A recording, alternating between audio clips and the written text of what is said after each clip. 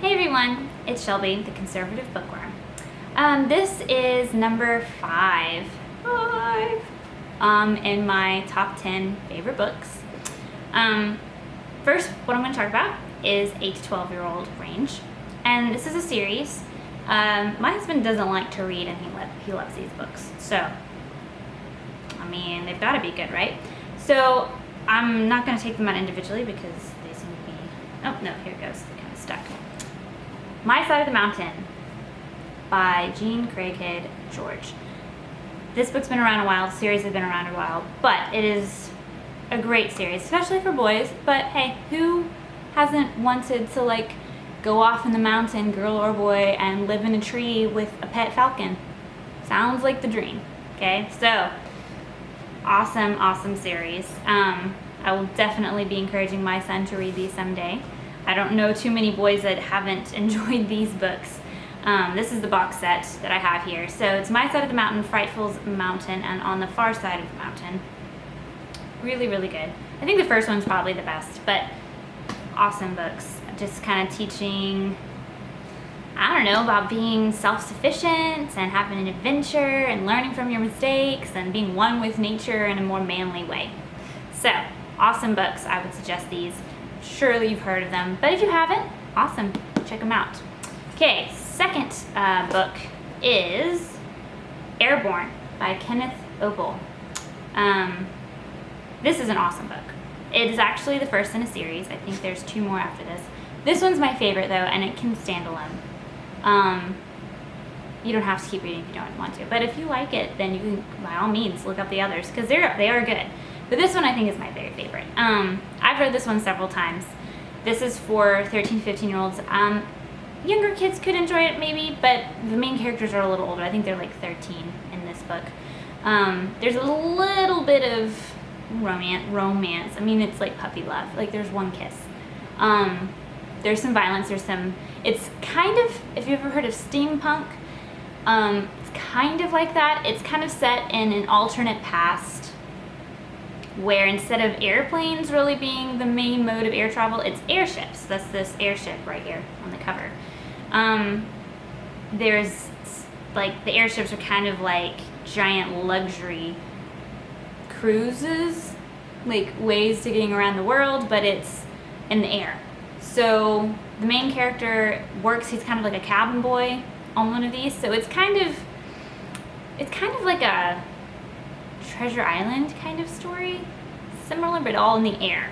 There's a boy and a girl. The boy's the main character, but then there's a girl that kind of they pair up.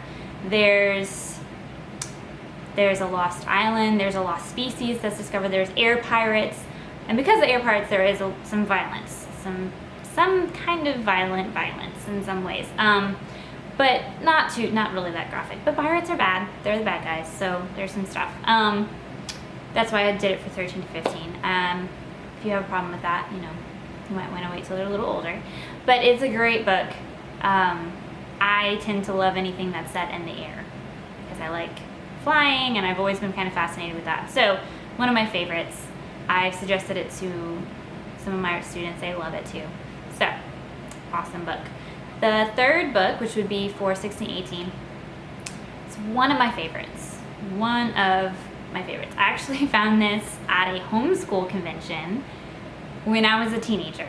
I had some money, was there with my mom. My mom's looking at different books, wandering around this huge convention, looking at the different books, and picked this book up.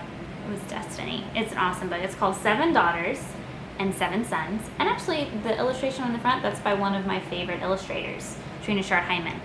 Look her up too.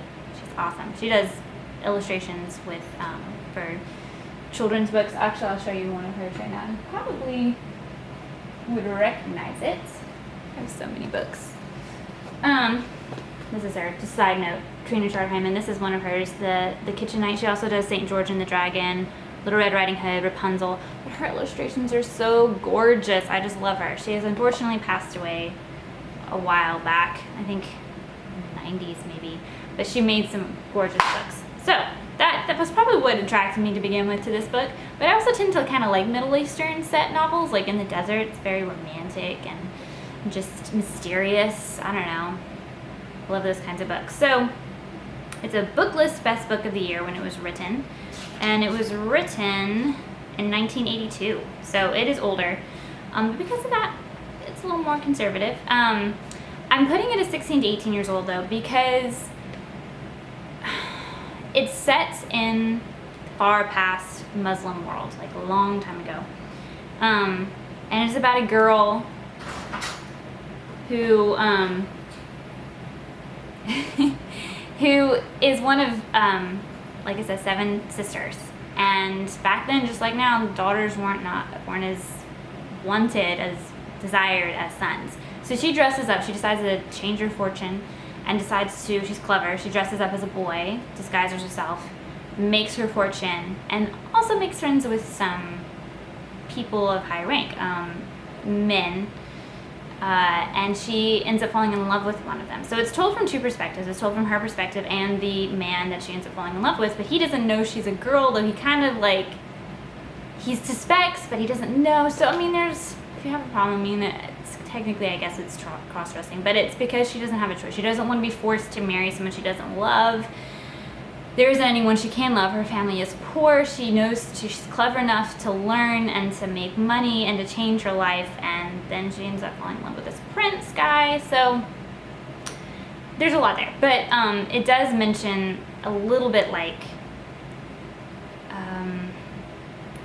it does mention sex a little bit. Not in those words. It just mentions like, this prince is back then, they have slave girls, and that was just what they did.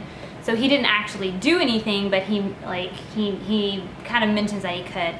And then there's one scene where this girl, once she realizes she loves this man, she's looking at herself kind of naked in the mirror, and she's like, I'm nothing special. Like, why would he even want me? Like, I'm not that beautiful. I'm not like one of his slave girls that he can have, kind of thing. So that's why I'm saying it's for older, like 16 to 18.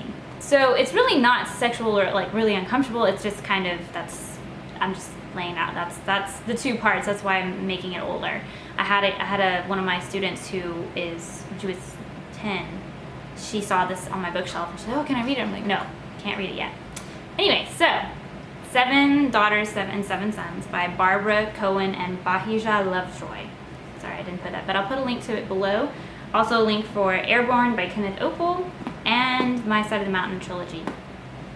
Hope this has been helpful. I will see you next time. Bye.